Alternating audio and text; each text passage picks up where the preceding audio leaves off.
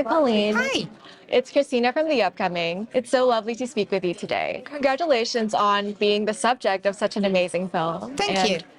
So would you like to start by telling us what Pauline Black, a two-tone story, is about and what people can expect going in? Well, since I am Pauline Black, and since the band that I am in, The Selector, as lead singer of it, was part of the two-tone movement, which was a movement of music in the late 70s, early 80s, which ostensibly had the brief of a fight against racism and a fight against sexism. That has pervaded my whole life. It has dictated who I am because I've grown up in this society, in this country, in Britain.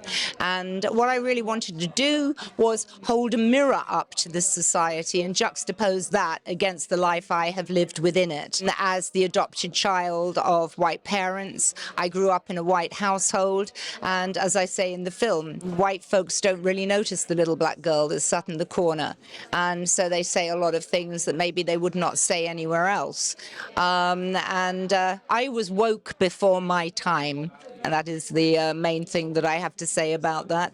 And I hope that I've made a very woke film, because it needs to be said. People need to learn the lessons of that was the 50s. That's when I grew up. Here I am in 2024, and people who look like me still have to suffer the same kinds of indignities that are forced on them, usually through ignorance. But unfortunately, I think in the latter kind of period, in a kind of orchestrated way, across the world, across America, across Europe, and here as well. We have that. We have someone now, we have a far-right person who is sat in our parliament. And me, I really don't want that.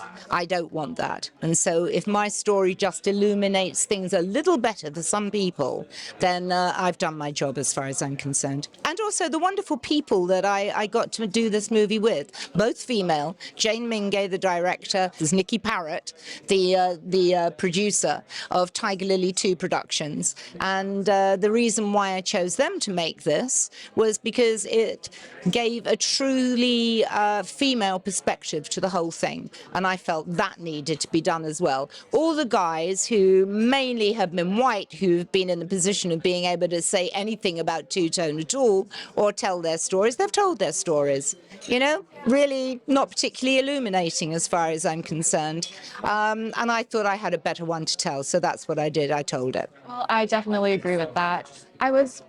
Could you share with us, how did you know that this was the right time to start telling your story?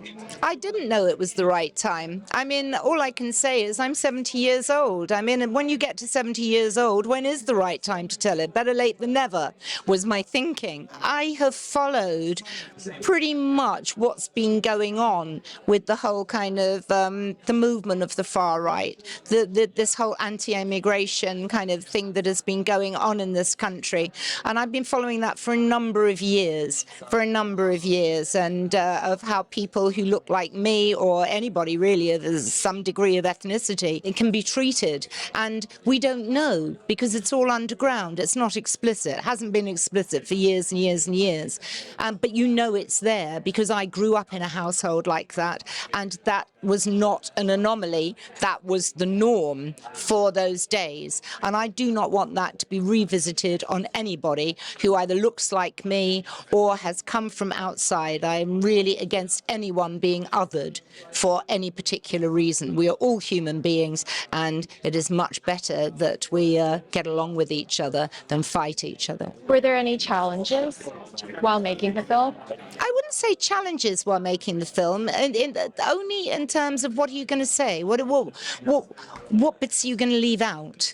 How are you going to make a coherent story out of that? Because everybody's life doesn't sort of, start there when you're young and go like that and end successfully. I mean, there are peaks, there are troughs, there are anomalies, there are dead ends, there are, you go too far left field, too far right, or whatever.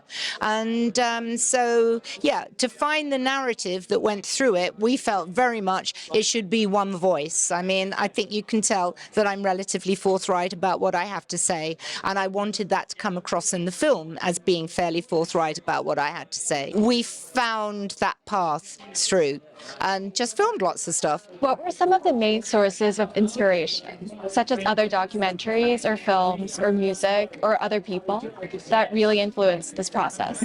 I didn't really look at other people's documentaries to see how they did it. I don't see any reason to sort of get anything out of that.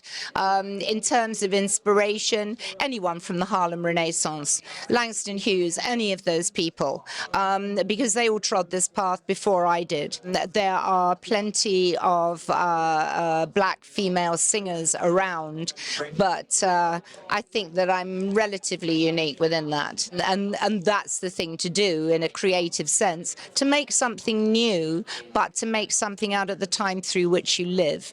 And I feel as though this has documented maybe that process, not in any kind of ego sense, but just in terms of this is what I lived. I think it can be better for others if they take on board what I've got to say. What were some of the unexpected or very memorable moments? I mean, to give nothing away, particularly the death of the other lead singer in the band had a great bearing on because he was ill through a whole year of filming, and I was having to deal with that as well as gig all over sort of Europe and here as well, and that was very, very difficult just to keep on track with that. But there were other very memorable moments, like going back to the place where essentially I grew up for the first time in a long time, and actually neighbours came out of the house and remembered, and that was really rather sweet. And also finding that street, which had been purely white people, apart from my good self, had become multicultural. So I couldn't ask for anything better. Thank you so much for your time. My pleasure. Thank you. Questions. Nice to meet Really you. nice Thank questions. you.